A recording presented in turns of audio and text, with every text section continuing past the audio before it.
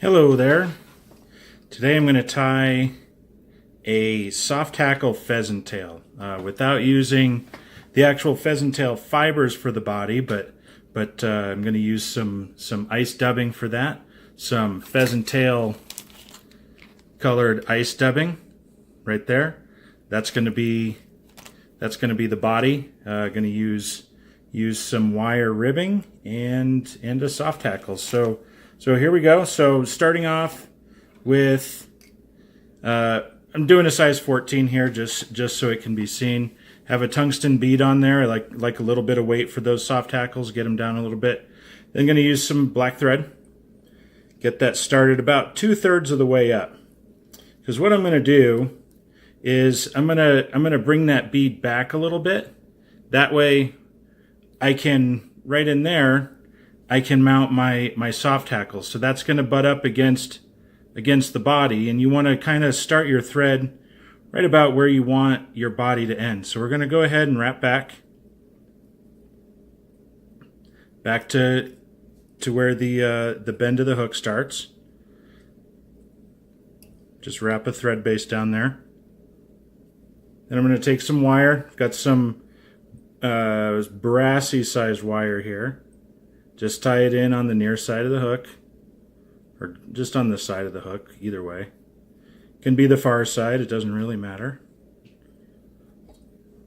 Okay, then we're going to take some of the ice dub. Now the key with this ice dubbing is to do it super thin, real sparse. Start off with really just a few fibers, a few wisps of fibers. Ice dubbing does not wrap onto the thread super tight if it's too thick. So if you go with a little too much, it's gonna really be thick and bumpy, and it just won't look right. So start off real thin.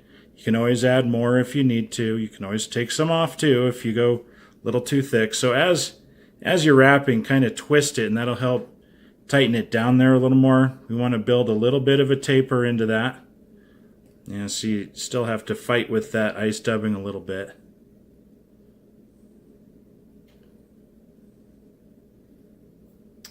Like so. Then we're going to take the wire, and I'm going to counter wrap it. So I'm wrapping forward with the dubbing with the thread. Now I'm going to go kind of back around the back and over the top for the counter rib. What that does, you know, the ice dubbing has flash and everything in it. I don't think that really the ribbing makes a big difference to the fish. They're not going to see it. I think it just improves the durability of the fly. So go ahead and helicopter that wire off. Then what I'm going to do, I'm going to whip finish on the bare hook there. Keep it pretty small. Clip it off. Then we're going to jam that bead up against the body, and I'm going to start the thread up in front. Build up a little bit of a thread dam just to keep that bead from sliding forward. And then for my soft hackle, what I've done, I've already stripped and preened back a hen hackle fiber. You can see I've got a mottled one here, mixed for a real nice wing. So we strip off all the fluff at the bottom of the stem, at the base of the stem, and then I just grab the little tip and then stroke all those fibers down. And what that allows me to do is now I'm going to cut a little triangle into it, and that's going to be my tie-in point. By doing that, it gives me a nice anchor point so it doesn't slide out. They still slide out sometimes. So we're going to go ahead and just tie that down. Try to keep all these fibers out of the way. Go ahead and clip off the excess there. Bring the thread to the front.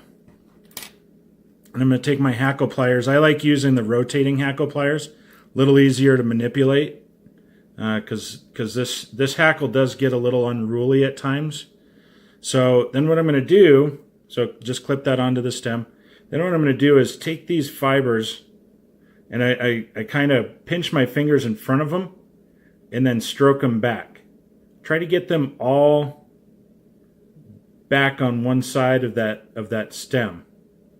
That way when you wrap it, you're not going to be trapping all those fibers. So and as you wrap, I like to kind of stroke those fibers back because it will rotate. A couple of those fibers will stick out in front, but just keep stroking them back and wrap it. I know it looks a little crazy right now. Just wrap it back. And I do 2 or 3 turns. I don't mind a little bit of a full soft hackle on there. It gives a lot of movement. Gives that illusion of legs moving. So just kind of stroke it back. And we're going to take it and capture that stem.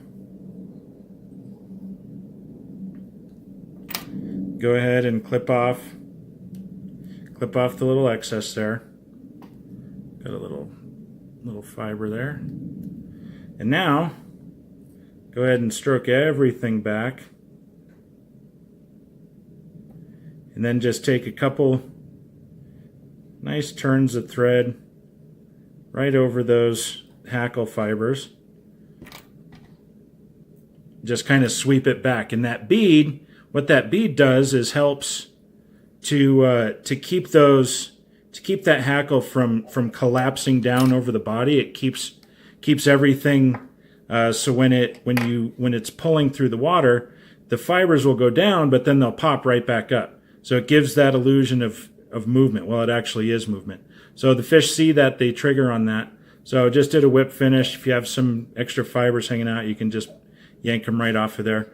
This is a great pattern for PM de-emergences. This is one of my favorites.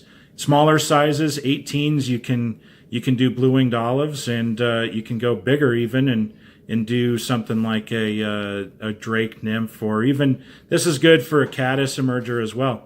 So there you have it, a soft hackle pheasant tail. Enjoy.